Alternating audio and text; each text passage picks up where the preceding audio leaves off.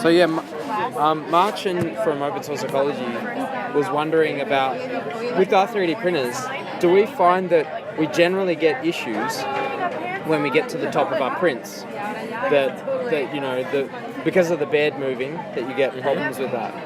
And how do we rectify it? Do we witness this problem less with the printers the current design that we're looking at? Yes. Yeah.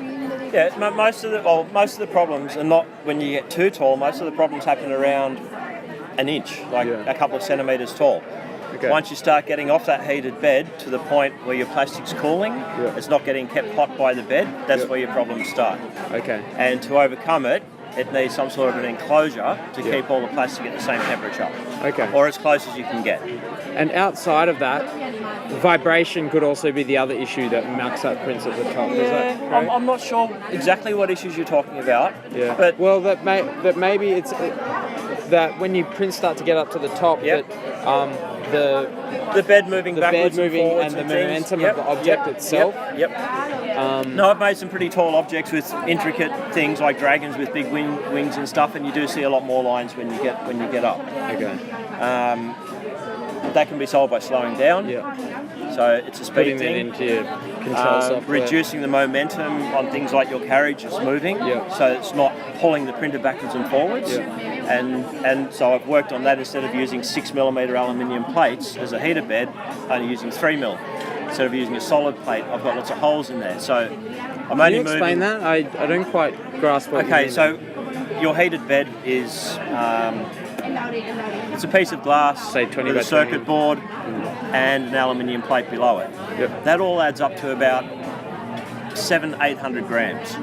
So you've got this 3/4 of a kilo mass going backwards and forwards, backwards and forwards, backwards and forwards, and it makes the printer tilt. So you stop that by having braces on your printer so that it can't move back. So if the whole printer wants to tilt back a little bit, it doesn't matter. But if your frame's flexing because of that momentum, it'll cause the problems. rigidity in the frame is the issue. So you can print slower. You can have a more rigid frame, but the frame is about as rigid as you can get. It can be made more rigid just by adding more material. But currently what we've got is about as rigid as we can get, and it's significantly more rigid than most of the 3D printers out there. It's the best i3. I can't think of a better frame design out there. What about the ones where the bed is not moving? Definitely. Okay, if your bed's not moving, you've got but I think it's a lot more complexity. Like the mechanics gets complex. expensive. It gets a lot more expensive because you need a whole exoskeleton then, and everything's got to work inside, rather than just having a stable X and Y axis and working around that axis. The cheapest way to make a stationary bed printer is a Delta. And those things are a complete pain in the ass to calibrate. You do not want to be doing that as a first printer. No, I think they're also so limited in terms of the bed size compared to the freaking height as well. Like the bed sizes, I've never seen a really big Delta printer that wasn't huge. Well, I've got a plan for a Delta where the bed is the same size as an i3.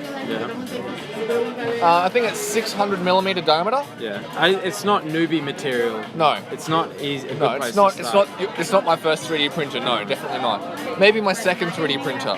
The first one should be a moving bed Cartesian, like your design. I can't think of a better first printer. From all the designs I've seen, I've never been tempted to go anywhere else yet.